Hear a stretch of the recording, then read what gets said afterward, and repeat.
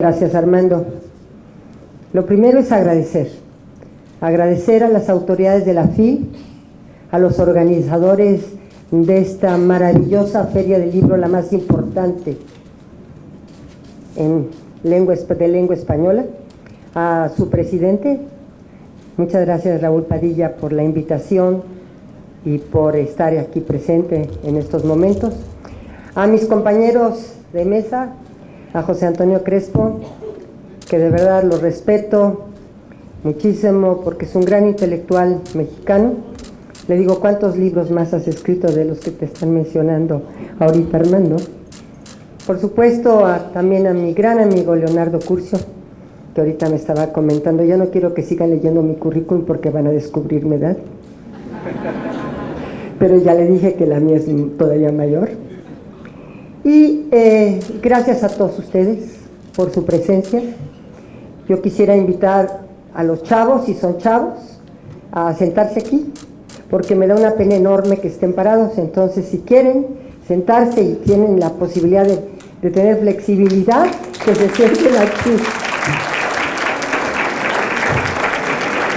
Si me hubieran invitado a sentarme, pues yo francamente ya no.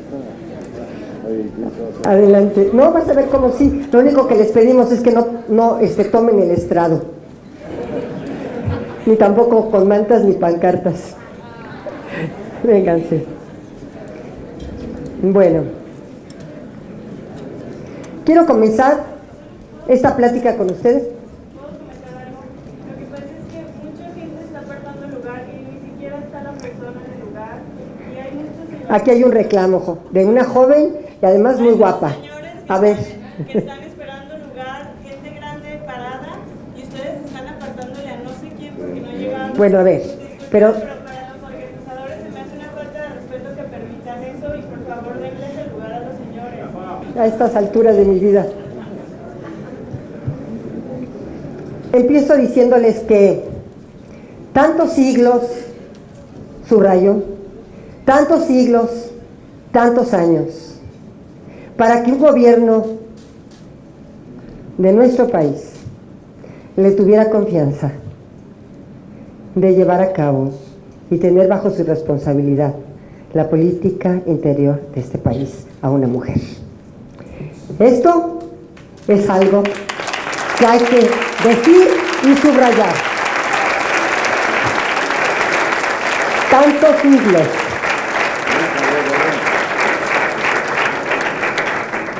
Pero bueno, vamos a empezar con el primer mensaje. Por supuesto, como lo acaba de decir mi querido amigo Armando, el 1 de julio del 2018, de este año, marcó el inicio de una nueva etapa en la vida política, en la vida económica y en la vida social de nuestro país. Más que un cambio de gobierno, lo ha dicho nuestro presidente electo en muchas ocasiones, el mandato popular expresó un cambio de régimen político que termine con la corrupción, con la impunidad y con la injusticia.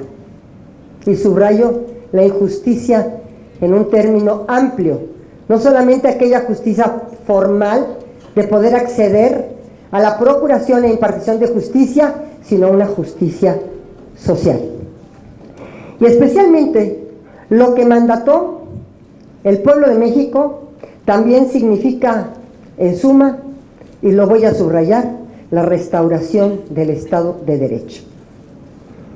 El proyecto de nación 2018-2024, propuesto por nuestro presidente electo, constituye una radiografía y una lectura histórica del mandato popular que será aplicado conjuntamente por todos los mexicanos y por todos los gobernadores, los presidentes municipales, los alcaldes, los regidores, los senadores, los diputados federales y locales, porque todos tenemos que adquirir el compromiso de participar plenamente en la vida política de nuestro país, siguiendo, por supuesto, este proyecto de nación. El 1 de julio se eligió al mayor número de representantes populares en un solo proceso electoral. Pensamos, los colaboradores de Andrés Manuel, y queremos transmitirlo así, que el proyecto de nación es coherente y congruente con la realidad que se vive hoy en nuestro país. Lo que la cuarta transformación busca es romper con la inercia del bajo crecimiento económico, como lo ha dicho en reiteradas ocasiones, erradicar el cáncer de la corrupción, detener la violencia o disminuir la violencia, erradicar este cáncer de la desaparición de personas, el desplazamiento de las familias, la inseguridad, la falta de oportunidades para nuestra juventud en otros de los grandes problemas nacionales. La falta de oportunidades de nuestra juventud. Y me da mucho gusto que estén aquí tantos jóvenes. Hemos tenido durante varios años un bono demográfico. Este bono demográfico de la juventud se nos termina en 2 años. Y la pregunta que nos hacemos es si estos jóvenes, si este bono demográfico ha tenido las oportunidades y una respuesta del gobierno o de los gobiernos para tener estas oportunidades, esta elección de tener una escuela y una universidad para salir adelante y sobre todo también oportunidades de empleo. El proyecto de nación, aunque se crea diferente, se establece con toda claridad que los proyectos gubernamentales habrán de respetar la separación de poderes y la autonomía de los órganos autónomos del Estado, garantizar la certidumbre jurídica de todos los contratos vigentes que ha firmado el Estado mexicano, particularmente los derivados de las reformas estructurales, sin perjuicio, y quiero subrayar, de que éstas sean sometidas a evaluaciones legales correspondientes. Y si son lesivos para el Estado mexicano, no se cancelarán, ni se van a rescindir. Básicamente, se van a acudir a tribunales y se promoverán las acciones legales para determinar si hay lesividad al Estado mexicano de estos contratos. Ante estas graves circunstancias que presentan la realidad nacional, se requiere aplicar las medidas de gobierno necesarias para restaurar el Estado de Derecho y para lograr el crecimiento económico del país con la inversión, y subrayo, de capitales privados de origen nacional y extranjero. Se enfoca mucho en el desarrollo económico y también se plantea que restaurando el Estado de Derecho se puede tener inversiones privadas y nacionales y del extranjero con esta certeza y seguridad económica. Yo quiero compartirles a ustedes, porque muchos de ustedes no tienen la edad que yo tengo, que cuando yo era joven, por ahí de los 20 años, además de ser una hippie y estar involucrada en el movimiento del 68, luchando precisamente por las libertades que hoy se pretenden abdicar en aras de una supuesta seguridad personal y pública. Ojo. Pero hace estos años, muchos años, 50 a lo mejor, los presidentes de este país, primero se hablaba de países subdesarrollados. Después se hablaba de países en vías de desarrollo. Todos lo vivimos. Ya no gustó mucho el término de países subdesarrollados y después en vías de desarrollo. Y llegaron a la conclusión de que éramos países del tercer mundo. Y ahora los estigmas de país en vías de desarrollo, del país subdesarrollado o del país del tercer mundo, pues ahora el estigma que no nos gustaba tanto, ahora resulta que somos países emergentes. Pero al final del día, el ingreso per cápita de la mayoría de los mexicanos sigue siendo un ingreso que tiene como consecuencia la pobreza de más de la mitad de nuestros connacionales. Y muchos de ellos viviendo en pobreza extrema. Mi decisión personal, personalísima, para adherirme al proyecto del presidente electo fue que desde que tenía 20 años me preguntaba ¿Y cuándo dejaremos de ser un país en vías de desarrollo, subdesarrollado, tercermundista o emergente? ¿Cuándo? Y pensé, desde mi punto personal y desde mi muy personalísima, íntima convicción, que sería a través de un nuevo modelo económico y sería a través de un cambio de política social y económica como la que está proponiendo nuestro presidente electo. Es mi convicción personalísima y por la cual me sumé al proyecto de Andrés Manuel López Obrador. Por eso pienso que la cuarta transformación tiene que convocar a toda la población mexicana para involucrarse con proyectos, acciones relevantes de regeneración de vida pública en todo el país y a través de, y aquí, por eso estoy aquí, del diálogo. Hoy decía alguien, creo que el gobernador Aristóteles Sandoval decía, más que una democracia participativa, más que una democracia representativa, la democracia se construye a través del diálogo permanente y de la construcción de consensos. Por eso el día de hoy estoy en esta ciudad de Guadalajara tratando de dialogar y de construir consensos con los actores principales de la sociedad y con todos los ciudadanos. Mientras nuestro querido director de la FIL estaba dando su muy personal y brillante exposición y reflexiones personales, yo estaba escribiendo en esta hojita algunas de las cuestiones que quiero compartirles. Tenemos noticia por las manifestaciones de algunos legisladores de otros partidos políticos en la prensa, que en su momento presentarán una acción de inconstitucionalidad. Como ustedes saben, eso es un recurso de las minorías parlamentarias para acceder a la Suprema Corte de Justicia de la Nación y que ésta resuelva sobre temas de regularidad constitucional como última instancia. Y decía, hoy se han manifestado algunos legisladores para presentar esta acción de inconstitucionalidad ante la Suprema Corte, en contra de algunos de los temas que señalaba nuestro querido director de la FIL. Y pensé, será la Corte, la Suprema Corte, como no podía ser de otra manera, la que determine su constitucionalidad, el contenido y el alcance de algunos de los preceptos que contiene la Ley Orgánica de la Administración Pública, sí, y desde luego, como última instancia, que controla la regularidad constitucional de todas las normas en nuestro país.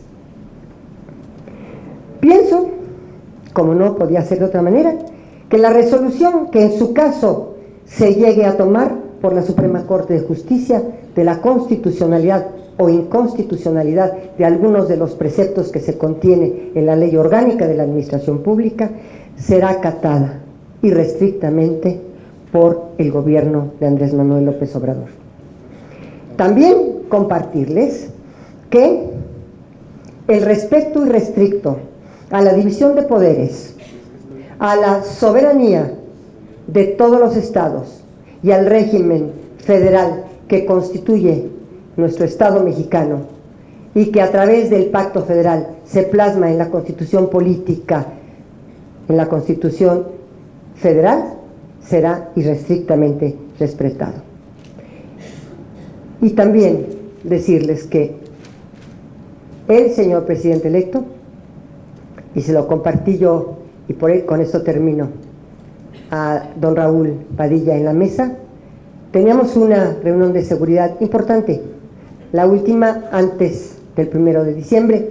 Yo le pregunté al presidente, presidente, ¿quiere que cancele mi asistencia a la FIL por estar en esta reunión de seguridad? Y me dijo, ministra, usted tiene que hacer su trabajo, vaya a la FIL. Muchas gracias.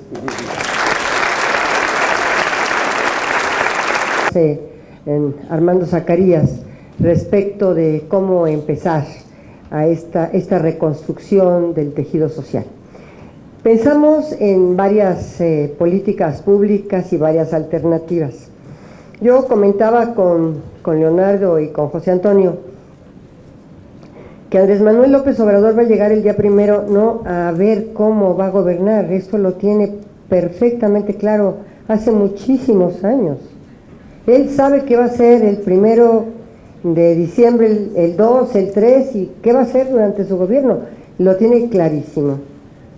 Lo primero, desde luego, es cómo combatir uno de los grandes temas de nuestro país, que es la violencia. Cómo disminuir la violencia, cómo poder reconstruir este tejido social, cómo combatir a la delincuencia, al crimen organizado, que por cierto es transfronterizo, ya el crimen organizado es transfronterizo, no es nada más aquí en nuestro país.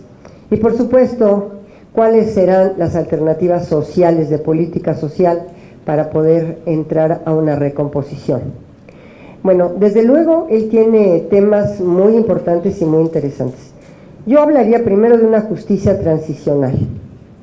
De una justicia transicional en donde el centro esté en las víctimas. Estoy aquí viendo algunas de las mantas sobre las desapariciones, la violencia, los asesinatos que hemos tenido. No es fácil recibir un país con 240,000 o casi 250,000 de personas asesinadas en los últimos 10 años. No es fácil tener 40,000 desaparecidos. No es fácil tener 20,000 restos humanos sin identificar. No es fácil ser el primer lugar en la región en feminicidios, en trata de personas. Tenemos un gravísimo problema de violencia intrafamiliar y de violencia contra las mujeres. Tenemos un grave problema de asesinatos de periodistas. Tenemos un serio problema también en materia de feminicidios, violencia de género. ¿Cómo empezar a reconstruir esto? Bueno, lo primero que Andrés Manuel pretende hacer, y lo ha manifestado en cualquiera de los foros en donde ha intervenido y en su política pública, es precisamente atender el tema de los jóvenes. Ese es uno de sus grandes problemas. Atender el tema de los jóvenes, porque si ustedes supieran que en algún análisis que hizo la Universidad Nacional, una encuesta, ya no quiero hablar ni de encuestas ni consultas, pero bueno, alguna investigación, una investigación que hizo la Universidad Nacional Autónoma de México sobre, fíjense ustedes, el tema aspiracional de los jóvenes en secundaria, sobre todo en algunas de las regiones del país. ¿Saben cuál era su aspiración? Ser sicarios, el sicariato, por falta de oportunidades, por tener un acceso en la escala social alto, y no les importaba morir muy jóvenes, lo que les importaba era tener recursos suficientes para demostrar que habrían sido exitosos en la vida a través de entrar a la organización criminal. Porque nuestro país, a diferencia de muchos otros países, nuestra violencia y nuestra guerra, porque si es una guerra de bajo nivel, si es una guerra, es por una estructura empresarial delictiva. Es decir, ya la delincuencia está constituida como una empresa, es empresaria, o sea, se trata de pesos y centavos, se trata de ganancias empresariales dentro del crimen. Entonces, pensamos que teniendo muy centrado el tema de cómo combatir estas estructuras criminales, y digo bien, empresas criminales, empresa de la extorsión, empresa del secuestro, empresa de la droga, y todas estas empresas delictivas, podríamos atender varios temas a la vez. Primero, la cuestión de el dinero, el flujo del dinero a través del sistema de inteligencia que tenemos en la Secretaría de Hacienda. Es decir, atacar primeramente, como son empresas, no es una cuestión ideológica, es una cuestión empresarial, delictiva, atacarlo muy puntualmente a través del flujo del dinero, de la vía donde va el dinero, ahí en primer lugar, a través de la UIF y a través de otros mecanismos internacionales y obviamente de cooperación y colaboración internacionales, porque normalmente todas estas empresas, no la de la extorsión y del secuestro, pero sí la de la droga, en fin, son empresas transnacionales, criminales. Entonces, seguir la línea del dinero, esa es una, y atacarla. Por otra parte, también tenemos el tema de la recomposición social. ¿Cómo la pretendemos hacer? El presidente electo Andrés Manuel López Obrador ha establecido que a través de duplicar la pensión a ancianos, a adultos mayores. Siempre me han cuestionado esta situación, pero yo les he dicho, la gran parte de la población mexicana nunca tuvo, la gran mayoría de los adultos mayores nunca tuvieron un sistema de retiro formal. Normalmente están en una situación de altísima vulnerabilidad por la falta precisamente de pensiones, de retiro o de una situación en donde ellos puedan recibir normalmente algún apoyo económico. Entonces, su situación de vulnerabilidad los coloca en una situación muy difícil. Por otra parte, los jóvenes. Este bono demográfico del que yo hablaba, el presidente electo tiene dos programas fundamentales para darles oportunidades a los jóvenes. Por una parte, las becas. Él tiene una frase de una gran profundidad política y económica y social, que es becarios sí, sicarios no. Les comentaba yo de este anhelo de los jóvenes de convertirse rápidamente en sicarios para poder escalar dentro de la organización criminal. Becarios sí, otra de los programas que nos va a ocupar, y por eso está ahorrando mucho dinero y está adelgazando mucho la burocracia para poder atender estos programas, es Jóvenes Construyendo el Futuro. Jóvenes Construyendo el Futuro es un tema en donde las empresas privadas van a darles empleo a muchísimos jóvenes, a millones de jóvenes, para que estos puedan tener algún oficio, se puedan capacitar con algunas, digamos, mecanismos para poder ellos tener opciones de vida. El gobierno de la República va a pagar estos sueldos y las empresas se comprometen a darles capacitación y un oficio para salir adelante, una alternativa de vida distinta. Otra es la amnistía, que ha sido muy criticada. La ley de amnistía la estamos nosotros ya prácticamente terminando y elaborando. Tenemos que tener muy detectados el universo de personas a la cual va dirigida. Como es una ley, tendrá que pasar necesariamente por el Congreso. Entonces, lo más que podemos hacer nosotros desde el gobierno será presentar la iniciativa de ley de amnistía. Esta ley de amnistía tiene unas características muy especiales, no es como una ley, digamos, como todas. Esta ley de amnistía tiene, en primer lugar, va hacia el pasado porque va a dar amnistía a un determinado universo dentro de un periodo de tiempo determinado, pasado. Es decir, solamente los que cometieron este tipo de delitos o de infracciones o de situaciones delictivas en este periodo de tiempo, con estas características, en este tipo de delitos, son o pueden ser, o pueden obtener la amnistía. Otra de las cuestiones que estamos pensando es el indulto.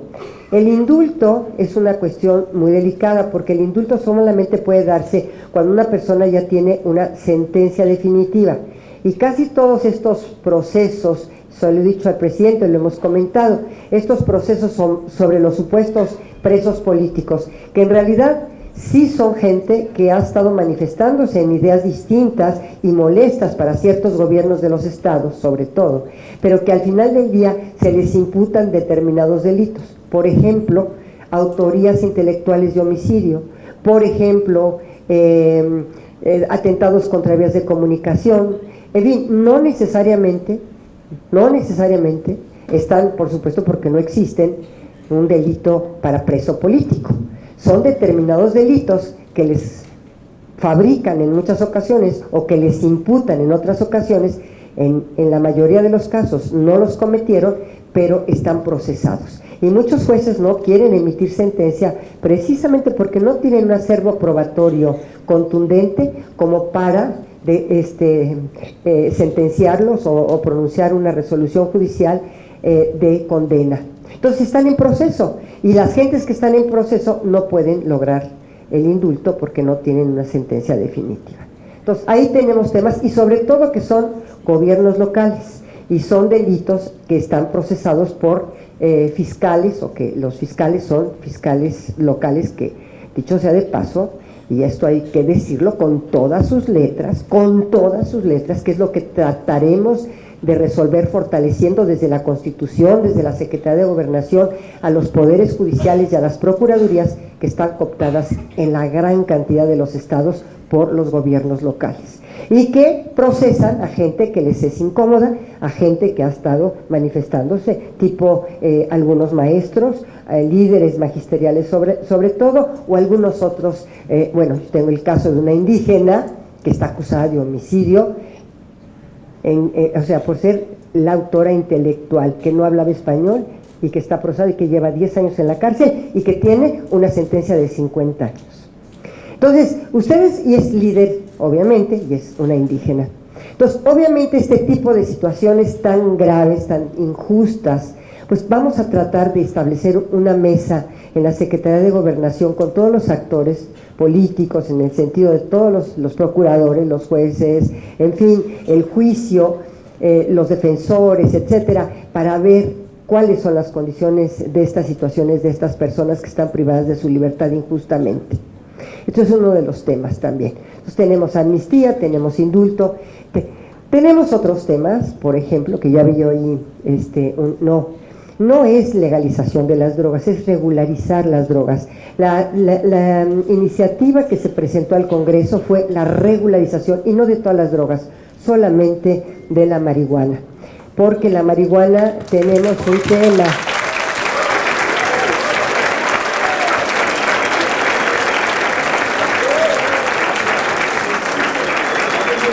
Tenemos un tema ahí que nos han dicho las personas que son altamente, digamos, tienen una capacidad, bueno, ¿qué diría yo? ¿Cómo se llama? Capacitación y además investigación muy clara. Dicen de qué manera va a afectar o impactar la regularización de la marihuana al crimen. Lo cierto es que nosotros hemos detectado lo siguiente, y lo quiero compartir con ustedes. Un joven que va a buscar una droga con un dealer, y va a buscar marihuana, como también está prohibida, el dealer, y esto lo tenemos perfectamente constatado, le ofrece otro tipo de drogas duras, como puede ser el cristal, o el ice, o inclusive la cocaína, o no sé, cualquier opiáceo. Entonces, nosotros lo que decimos es, bueno, si ya tiene el acceso a la marihuana, en realidad es una adicción, que por cierto, hasta donde me dijeron algunos de los científicos, no es adictiva, sino que al final del día es menor, hasta donde me dijeron, menos dañina inclusive que el alcohol o que el cigarro. No lo sé, eso es lo que han dicho. Pero bueno, hemos avanzado en esto. Otra de las cuestiones que también queremos hacer, es un plan general, es que tenemos dos cosas que tenemos con los Estados Unidos. Uno, la introducción de armas ilegales. Y con estas armas ilegales, muchos de los cárteles y muchos de la delincuencia organizada se ha estado armando. Entonces tenemos que llegar a acuerdos en donde no se trafique con armas de esta forma tan ilegal, y que nuestro país esté pues realmente teniendo un problema de armas muy severo, ¿no? Bueno, hasta bazucas que tiran helicópteros, ¿no? En fin, y el tema de la demanda de las drogas en los Estados Unidos, que ese es otro de los grandes temas. Entonces nos están diciendo, están muriendo, no sé si, a ver, no sé la cifra, y perdón, no sé si 17,000 o 170,000 jóvenes anualmente por opiáceos, curiosamente. 72, bueno, 72,000 murieron, no sabía yo. O sea, ni 170 ni 17, son 72,000 los que han muerto por opiáceos. Entonces, la demanda es brutal. Si nosotros en un momento dado, por ejemplo, si la droga escasea, los Estados Unidos van a tener un problema también, porque los drogadictos necesitan la droga, por una parte, y por otra parte también el problema de la prevención, de la rehabilitación de las drogas, que es un asunto también muy importante para nosotros. O sea, rehabilitación, prevención, va de la mano con regularización. Y podría yo estar aquí platicando mucho, pero creo que hay otro espacio, otra intervención de la Guardia Nacional, y solamente soy portador de una noticia que me están... que ya son las 6 de la tarde y que yo ya me tengo que ir al aeropuerto. Bueno, a ver, aquí los dejo con varias inquietudes,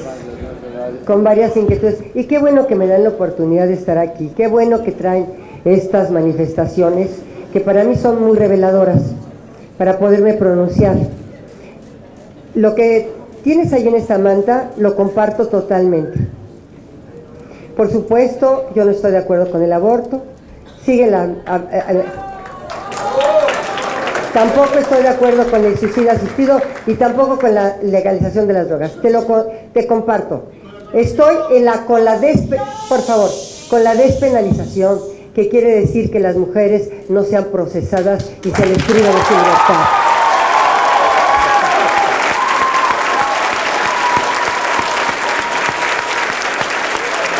Segundo,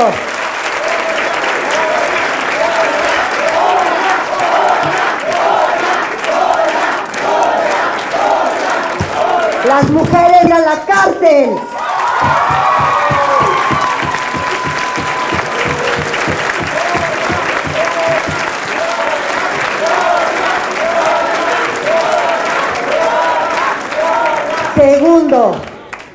Segundo, estoy propugnando por la muerte digna, por la ortotanasia.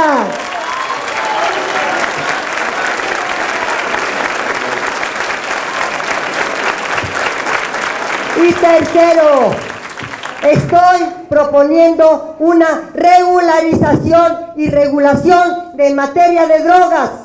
Eso es lo que estoy proponiendo. Y quiero decirles a todos los que están aquí, va mi vida de por medio con mis causas, con mis derechos y con los derechos de todos, porque los derechos no se ponen a consulta, solo se reconocen.